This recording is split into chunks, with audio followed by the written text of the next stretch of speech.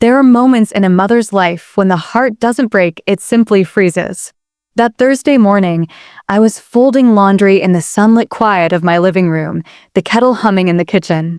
The rhythm of domesticity has a way of dulling the sharp edges of life. Or so I believed. Until I opened my email. The subject line struck me harder than it should have. The wedding details inside. Not "Mom, I can't wait to see you walk in." Not "Here's your seat at the front." Just those sterile words, typed without love. I clicked. The message loaded instantly, but it took far longer for the meaning to land. We've decided to keep things small. Please join us via the live stream link below. Below that, a polished image of my daughter, Leah, dressed in white, smiling like a stranger. Her fiancé, Daniel, stood beside her like he belonged to a different world, one where I no longer existed. There was no invitation, no dress code, no handwritten note, just a link. I sat back, the breath leaving my chest in pieces. For a moment, I couldn't even hear the kettle whistle, just the pulsing hum of my thoughts. Leah Clark, my only child. The girl I raised alone after her father walked out when she was 10. The same girl I stayed up late tutoring through high school math. The one I carried through 3 jobs, endless sacrifices, and 1,000 small heartbreaks, never once asking for anything in return. Now she was getting married. And I wasn't invited. I wasn't even acknowledged. Just a viewing option, like I was some fan peering through glass. I clicked the link, heart pounding. It led to a wedding website, minimal, modern, and completely impersonal. The ceremony, June 14th, 4 p.m. Eastern Standard Time. Beneath that, a pastel RSVP button and a note that read, "We're keeping our day intimate and intentional. Thank you for loving us from afar." From afar. The words hit harder than they should have. Leah had always used poetic phrases to sugarcoat decisions. Intentional meant selective. Intimate meant excluding me. My vision blurred. Not from tears, those would come later, but from shock. My hands curled into fists in my lap. I was still, so still. The kettle screamed in the background, demanding to be heard. I ignored it.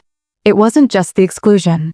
It was the way she did it in an email, 2 weeks before the wedding. No explanation. No apology. Just a cold, digital dismissal. I thought back to when she and Daniel first got serious. They were in law school, idealistic, ambitious, enamored with each other. Daniel had come to me for advice once. He said he didn't trust standard prenups and asked if I'd review one he'd drafted. I'd worked in estate law for 17 years. I wasn't a top-tier litigator, but I knew contracts better than most. I reviewed every line, every clause, every subtle loophole. I remember telling Leah, gently, that it was skewed, that it protected Daniel more than her. She brushed it off with a wave and a laugh. "It's just paperwork, Mom. We love each other." Out of love, out of loyalty, I let it go. I filed it away in my mind. Just another moment where I chose peace over pushback. But now, as I stared at that link, my own daughter reducing me to a viewer, I realized something had changed. She didn't just forget me. She erased me. And in that silence, something inside me shifted. Not rage, not sorrow, resolve. If she wanted a day without her mother's presence, then she would have a memory with her mother's signature. Because that prenup? I still had a copy. And this time, I wasn't staying silent. I didn't tell anyone, not that day, not the next. Not even my closest friend, Carla, who could read me faster than a headline. Some wounds aren't meant for display. They're meant to deepen in silence until they find their voice. For the next 2 days, I went through the motions, feeding the cat, answering work emails, sorting the garden, but my mind kept circling back to that email. Not the words, exactly, but the space between them. The decision. It wasn't just Leah's omission that stung. It was the fact that she didn't even hesitate. I wasn't an overbearing mother. I didn't micromanage her life. I never inserted myself into her relationships, her college choices, her career paths. I supported, advised, and when needed, stepped back. But apparently, that earned me nothing. Not even a seat in the back. On the 3rd night, I pulled out the old file box from the hallway closet, the one I kept for just in case moments. It was organized, labeled, dated. Leah used to tease me for being obsessive about documentation. I used to laugh. Now I was grateful. Because tucked inside, under a folder labeled Leah and Daniel, was the prenup. The original draft. Marked with my notes. And with it, my memory of the night it was finalized. Daniel had emailed me the contract first. Just a quick review, he'd said, acting casual. But I knew better. Men like him didn't ask for casual advice. They asked for cover. He was charming, yes. Intelligent. Ambitious. But strategic. Everything he did was curated, performed, calculated. Even the way he smiled felt rehearsed. When I read the document, I saw the red flags. The clauses that limited Leah's rights to shared property. The sunset provisions that weakened over time. The clause about family-owned assets, including intellectual contributions from partners and spouses. It was clear he was protecting something. Himself. I had made soft recommendations to balance it. Most were ignored. Still, Leah had signed it. That night, I sat across from her in my kitchen, the one she grew up in, and asked her, "Are you sure you understand what you're signing?" She looked at me like I didn't understand love. "Mom, not everything has to be a transaction." And so I let her go. But now, with this digital disinvitation, I realized something else. It had always been a transaction to Daniel. And Leah had handed him the pen. But I still had the paper. The next morning, I dressed a little differently. Not out of vanity, but clarity. I pulled out my navy blazer, the one I used to wear in court. I brushed my hair smooth, applied soft eyeliner. I didn't look like a mother mourning a daughter's betrayal. I looked like someone who remembered who she was. Then I drove. Not to a lawyer. Not yet. To Daniel's parents' firm, Winchester & Lowe, a boutique financial consultancy that had recently merged with a corporate estate group. It was the kind of place that masked greed with glass walls and eco-friendly lighting. I asked for him at the front desk. Gave only my first name. When he emerged from the side hallway, he looked surprised. Almost nervous. Like he'd seen a ghost walk in with heels and purpose. "Vivian," he said, forcing a smile. "I didn't know you had an appointment." "I don't," I said calmly. "But I do have something you should see." He gestured awkwardly toward the side conference room. I walked ahead of him, placing the prenup on the table like it was a chess piece. "I know you remember this," I said, watching his eyes flick down. He stayed silent. "I just want you to know," I continued, voice steady, "that I kept everything. Every draft. Every suggestion. Every email. And every note that proves what you did." And what she didn't know. Daniel shifted. Tried to compose himself. "Vivian, what exactly are you trying to do?" I leaned forward, just slightly. "I'm trying to remind you," I said softly, "that some people might be willing to burn bridges. But I built this foundation. And you don't erase a mother's legacy that easily." His face changed then, just slightly. The calmness cracked. The confidence slipped. I picked up my purse and stood. "You two want a private wedding? Fine. Just remember, every intimate decision has consequences." And with that, I left. The moment I stepped back into the sunlight, I didn't feel vengeful. I felt awake. 3 days passed. Not a single word from Leah. I wasn't surprised.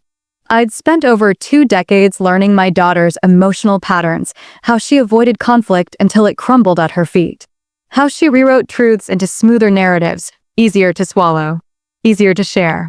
But this time, there was no version of the story she could twist that didn't begin with. I didn't invite my mother to my wedding. And no matter how beautifully she wrote her vows, that one omission would echo louder than her promises. Still, I waited. Not because I expected an apology, but because I knew her silence wasn't indifference, it was fear. Fear that I might speak. And now I was ready to.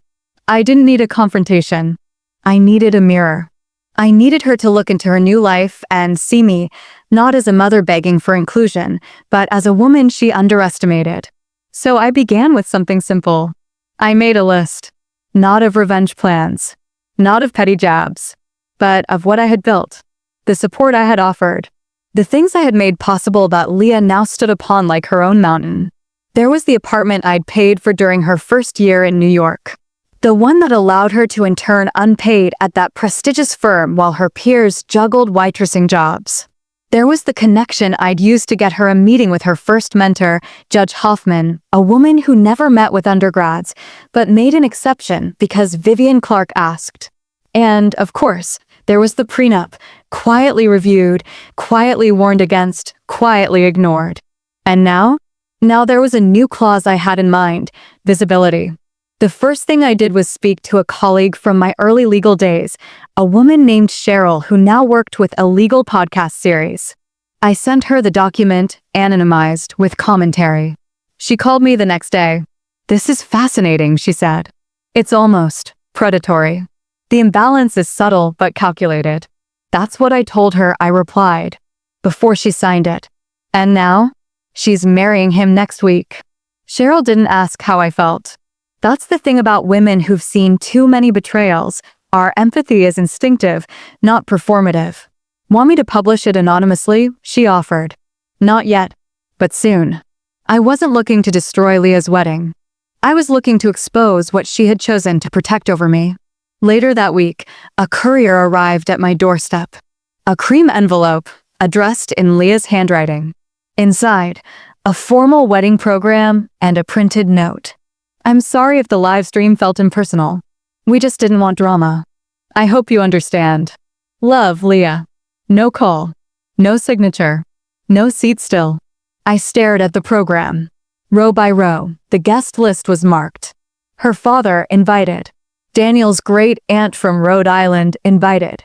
My college roommate who once babysat Leah at age 7 invited. But me? Reduced to a screen. It wasn't just about the wedding anymore. It was about the message. You were only useful when you stayed quiet. Well then, let the silence break. The night before the wedding, the house was quiet, except for the sound of the wind tapping gently against the kitchen window. I sat at the dining table, the same one where Leah had once done her homework, built school dioramas, and cried over college rejection letters. Now that same table held something else. Evidence. I had everything laid out: the original prenup, my annotated version, the email thread with Daniel, and most importantly, the alternate version I had once recommended but he rejected. Each paper told a truth. Not just legal truths. Emotional ones. It was all there in ink, the trust one extended, the loyalty I gave, the quiet warnings I buried beneath motherly restraint. But tonight, I wasn't playing the quiet role. I was writing a letter. One that wouldn't scream or accuse, but simply remind. "Dear Leah, tomorrow is your wedding, and you won't see me there. That was your decision, not mine. You've chosen a path that doesn't include me, not out of necessity, but out of preference. And I accept that. But you don't get to rewrite the parts of your story I helped build. You may not remember, but I do. I remember helping you study for your LSATs while also working late hours to pay for your prep course.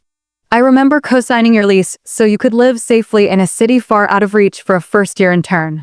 I remember reading the prenup Daniel sent and realizing it protected his legacy more than your future. And I remember staying silent because you asked me to. Silence is a form of love, until it becomes erasure. I am not bitter. I am not angry. I am simply done being invisible. You'll be hearing from a third party this week. Nothing aggressive. Just a legal request to acknowledge the advisory work I contributed to your prenup. It's not about money. It's about visibility. And whether or not I sit at your table tomorrow, my fingerprints will be there. Love, Mom. I folded the letter, slipped it into a second envelope, and addressed it to Leah's apartment. Then I looked around the room one last time. The family portraits. The laughter that once echoed in these walls. The silence that had since replaced it. It wasn't grief I felt. It was transformation. The next morning, I didn't turn on the live stream. I brewed my coffee, sat by the window, listened to the birds, and smiled. Because some women cry when they're left out. Others simply wait until the applause fades, and then take the stage in silence. The morning after the wedding should have felt hollow, but it didn't. The sun poured through my curtains as if it hadn't read the email. The house was quiet, but not aching. There was no echo of sorrow in the walls, only clarity. I didn't check the wedding live stream. I hadn't even opened the link. I didn't want to see Leah smile for cameras that didn't include me. I didn't want to watch her walk down an aisle where no one would ask, "Where's her mother?" Some moments aren't meant to be witnessed. They're meant to be reclaimed. I put on my coat and stepped outside. The air was crisp, the kind that makes your breath visible, reminding you that you're still alive. I wasn't mourning. I was awakening. Later that afternoon, Cheryl called me. "They ran it," she said, barely able to contain her tone. "Episode's up. We redacted the names and blurred all identifiers, but the commentary? It's fire." I opened the link she sent. Her podcast episode was titled, "When Contracts Hide Control, A Mother's Silent Warning." Within the first 5 minutes, listeners would hear, "This is a story about a woman who reviewed her daughter's prenup and kept every receipt." It wasn't slander. It wasn't personal attack. It was a mirror held up to a system that often let charm cover coercion. The story was already gaining traction in legal circles. Quietly, respectfully, but visibly. I wasn't anonymous anymore. And neither was my absence. That evening, my phone buzzed. Leah. I stared at the screen. My daughter hadn't called me in weeks. And now, just a day after her intimate ceremony, here she was. Calling. I let it ring once, twice, then answered. "Mom?" Her voice was tight. Tired. Like she hadn't slept. "Yes," I said calmly. Did you send something to a podcast?" "No," I replied truthfully. I gave a colleague a redacted version of a legal document. What she did with it is her own work. A pause. It's all over his office. His partners are talking. His parents are furious. Another pause. I didn't know. I wanted to ask her, what didn't you know? That the contract was unfair? That Daniel's intentions weren't pure? Or that I was still capable of more than folding laundry and watching live streams? But I said nothing. Silence does more when it follows a woman who has already spoken. She finally whispered, "Why now?" I exhaled slowly. "Because I gave you everything I had. My time, my support, my name. And when it came time for you to honor me with the simplest thing, a chair, you offered me a link instead." I could hear her breath hitch. "I'm sorry," she said. It wasn't loud. It wasn't enough. But it was real. Still, apologies don't erase choices. They don't rebuild chairs that were never offered. "I don't need an apology," I said. "I need acknowledgement." That night, I sat in bed and wrote the final thing I needed to say. To the daughter I raised to believe her voice mattered. I hope now you remember where you first learned that lesson. And who taught you how to hold a pen. After that call, the house was quiet again, but different. It wasn't the silence of rejection anymore. It was the stillness of resolution. I had always believed that dignity meant staying out of the mess. But now I understood something more powerful. Dignity wasn't silence. It was being heard even when uninvited. I didn't check social media. I didn't chase gossip or satisfaction. I didn't need to. Word of the podcast had spread on its own. The legal forums lit up with conversation, not about me personally, but about the case study. The imbalance. The lesson. Women from different states messaged Cheryl privately, thanking her for sharing it. It was making a difference, and none of them knew my name. And that was perfect. Because I hadn't done it to embarrass Leah. I had done it to remind her, and maybe others, that women like me don't vanish just because we're not on the guest list. A week later, a letter arrived. Real paper. Real ink. Leah's handwriting. I sat at the kitchen table before opening it. I could feel my heart clench slightly, the way it used to before opening her report cards in grade school. But this wasn't school anymore. This was life. "Mom." I read the letter you sent me before the wedding. I read it 5 times, actually. At first, I felt angry, then ashamed, then small.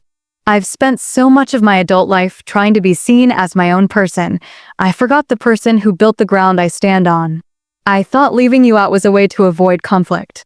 But all I did was erase the one person who never left my side. I know I can't undo that.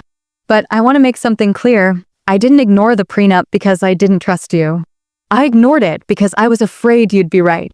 Daniel is complicated. He's not who I thought he was. And I'm only starting to see that. If you're willing, I'd like to come over next week. Just me.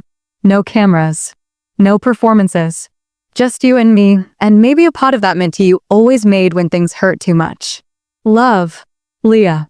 I folded the letter slowly, my hands trembling, not from rage or relief, but something deeper. Something that felt like a crack in the armor, letting a little light back in. The following Thursday she came. No makeup. No curated outfits. Just a soft cardigan and eyes that carried the weight of honesty. She sat at the kitchen table, looked around the room like it was both familiar and foreign. And then she cried. Real tears. Quiet ones. The kind of crying you don't perform. And I didn't say, I told you so. I didn't say anything at first. I just poured the tea.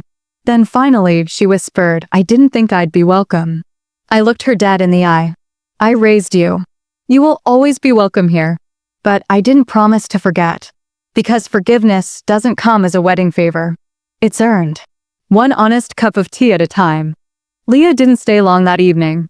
She sipped half a cup of tea, offered a few broken sentences, then folded her hands in her lap like a child in trouble. Her eyes darted around the kitchen, at the walls, the clock, the photos, but rarely at me. She wasn't ready for conversation.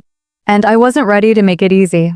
So we sat in silence, save for the wind outside and the low hum of the kettle warming for another pot neither of us touched. When she stood to leave, she hesitated by the door. I'll call you next week, she said softly. And I believed her, because her voice didn't sound rehearsed this time. Over the next 2 weeks, I got busy. Not with legal documents or revenge strategies, but with myself. For years, I'd centered everything around being Leah's mother, her foundation, her advisor, her emotional anchor. But now I was building something new, a legacy that wasn't attached to someone else's name. I joined a local women's legal network again, not as a retiree, but as a guest lecturer. I revived my writing blog under my own name. I even dug out my old journals, the ones I kept tucked away during Leah's teenage chaos. Each small act was a thread. And slowly, I was stitching myself back into me.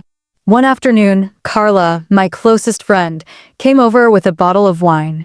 I saw your podcast story mentioned in a legal roundtable, she said. You're becoming something of a quiet legend. I smirked. A ghostwriter with claws. She raised a glass. To the woman who didn't just send a message, she became one. That evening, I sat on my porch with a glass of wine and stared at the sky turning gold. I wasn't waiting for Leah to call anymore. I wasn't waiting for her to validate me. But I did wonder, would she ever really understand what she had done? Not just the exclusion, but the rewriting of a life. Because when you cut someone out, you don't just remove them from a room. You remove them from a memory. And I refuse to be forgotten like that. Then, the unexpected happened. Daniel called me. His voice was rigid, controlled. But beneath the tone, I heard panic. I think we should talk, he said. About Leah. About the prenup. There's been some confusion. I nearly laughed. Confusion. That was one word for it. I think Leah and I are already clearing things up, I said. You don't need me in the equation anymore. But Vivian, this could reflect badly on all of us. Especially with the document being circulated. I smiled, savoring the discomfort in his voice. I didn't circulate anything. I simply reviewed a document. If your conscience is nervous, perhaps it's for a reason. And then I hung up. Because not every call deserves a seat at the table. That night, I made a list. A new one. Not of regrets, but of lines I would no longer cross for anyone. The following Saturday, I received an email, not from Leah, not from Daniel, but from his law firm. A curt, professional message with subtle undertones of concern.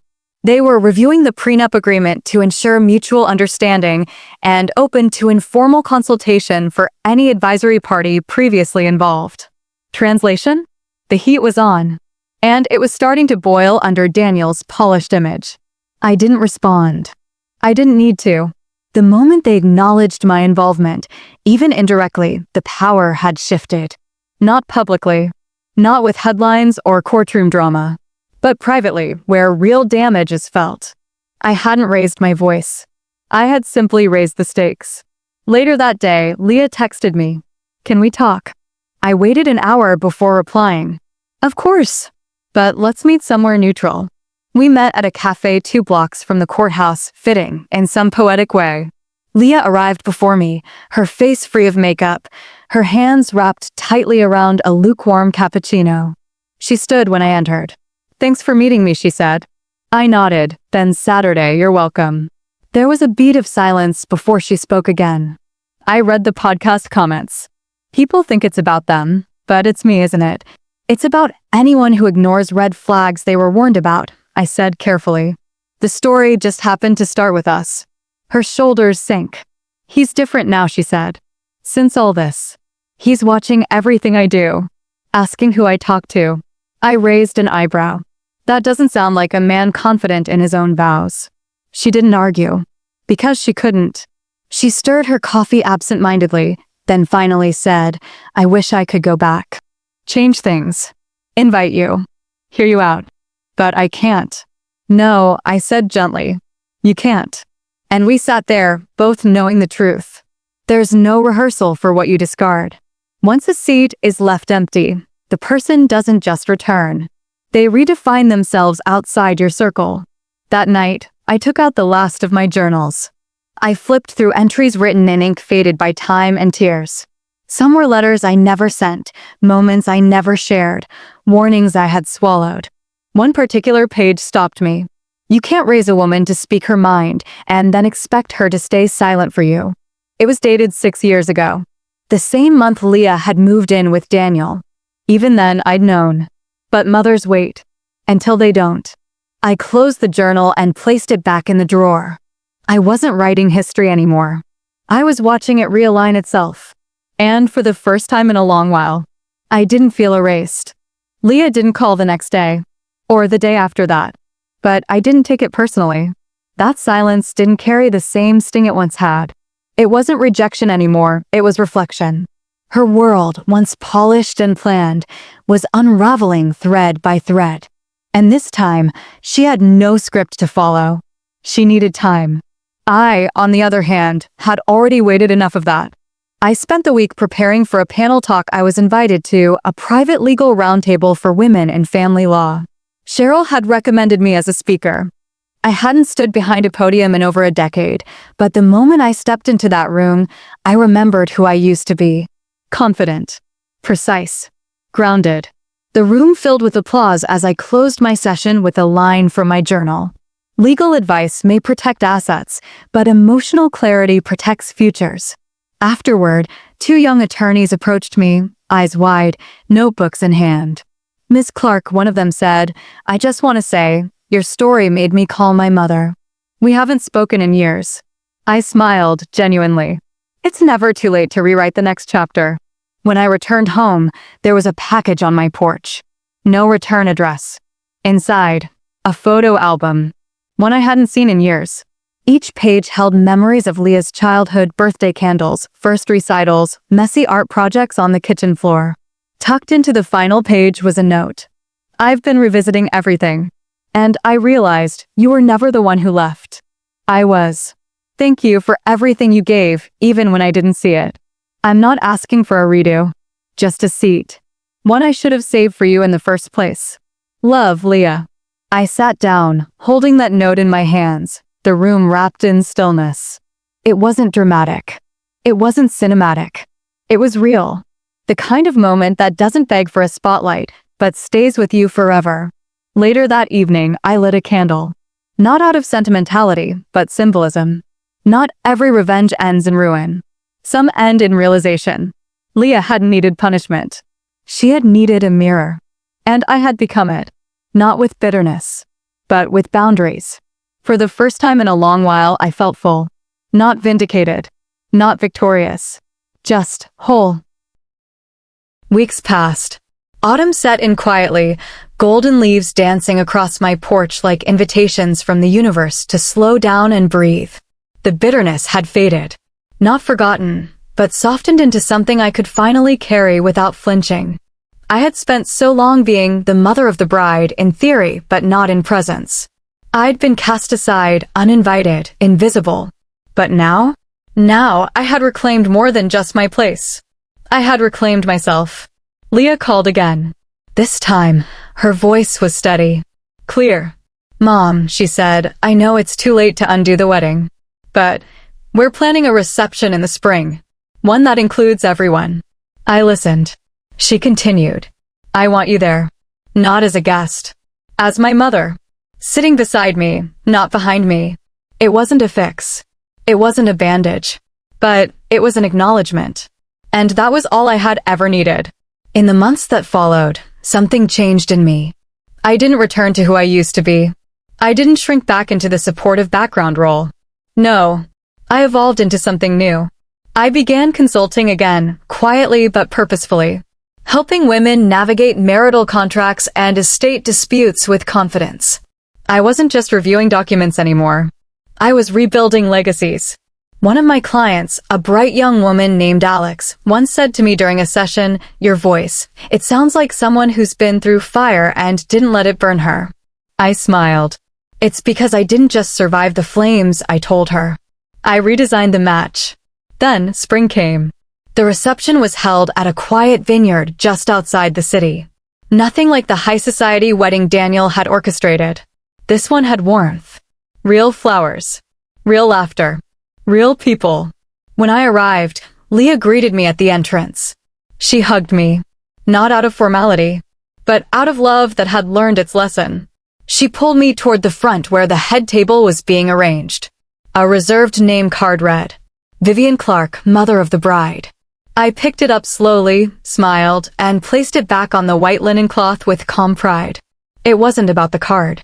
It was about the chair. The one I was never offered. The one I had earned. Later that evening, during the toasts, Leah stood up and said something that finally brought it all home. "My mother taught me to read contracts, to fight quietly, and to love without needing a spotlight." I didn't see it then, but I see it now. She wasn't just the woman behind the prenup. She was the woman behind me all along. Applause followed. Tears too. But I didn't cry. I simply lifted my glass. Because revenge, at its deepest core, doesn't always roar. Sometimes it just smiles. From the seat they swore you didn't deserve.